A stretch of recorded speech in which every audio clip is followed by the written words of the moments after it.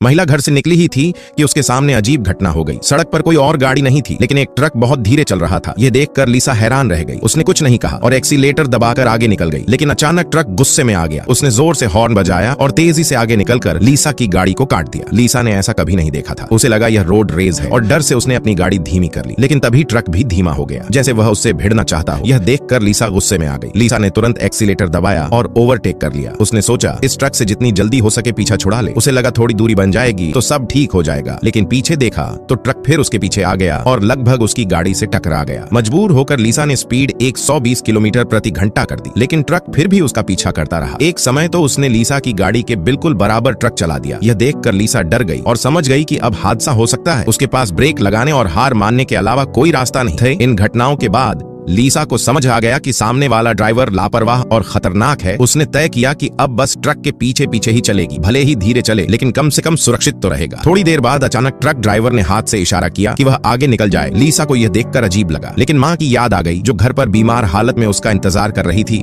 मजबूरी में उसने एक्सीलेटर दबाकर आगे निकलने की कोशिश की, लेकिन ट्रक ड्राइवर फिर स्पीड बढ़ाकर उसे आगे निकलने नहीं दे रहा था। तभी सामने से एक गाड़ी आ गई। ऐसे में लिसा के पास जोर से एक्सीलेटर दबाने के अलावा कोई रास्ता नहीं था। किसी तरह बचते बचाते लिसा की जान बच गई। इस हादसे के बाद उसने हिम्मत नहीं की कि फिर किसी ट्रक का पीछा करे। उसने गाड़ी रोक दी और 20 मिनट तक वहीं आराम किया ताकि ट्रक बहुत आगे निकल जाए। समय बीतने के बाद उसने फिर गाड़ी चलाई। अब उसने तेज चलाने की हिम्मत नहीं की, क्योंकि वह उस ट्रक ड्राइवर से दोबारा नहीं मिलना चाहती थी। वह आधे घंटे तक धीरे धीरे चलती रही। रास्ते में उसे एक भयानक एक्सीडेंट दिखा। जब उसने सुना कि उस हादसे में किसी की मौत हो गई है तो उसके मन में आया कि पुलिस से पूछे कि कहीं यह उसी ट्रक की वजह से तो नहीं हुआ। लेकिन अपनी बीमार माँ को याद कर उसने कुछ न कहने का फैसला किया। हालांकि वह सच नहीं जानती थी, लेकिन उसके मन में शक था कि यह ट्रक ड्राइवर ही जिम्मेदार होगा। यह सोचकर उसकी रीढ़ में ठंडक दौड़ गई। उसे डर लग रहा था कि कहीं पीछे से ट्रक आकर उसे टक्कर न मार दे। उसने चारों तरफ देखा, लेकिन ट्रक कहीं नहीं दिखा। उसे लगा कि आखिरकार वह बच गई है, लेकिन अचानक वहीं ट्रक फिर नजर आया। अब साफ था कि ट्रक उसका पीछा कर रहा था। लिसा ने समझ लिया कि उस ड्राइवर का इरादा अच्छा नहीं है। उसने स्पीड बढ़ा दी ताकि दूरी बन सके, लेकिन ट्रक ने हार नहीं मानी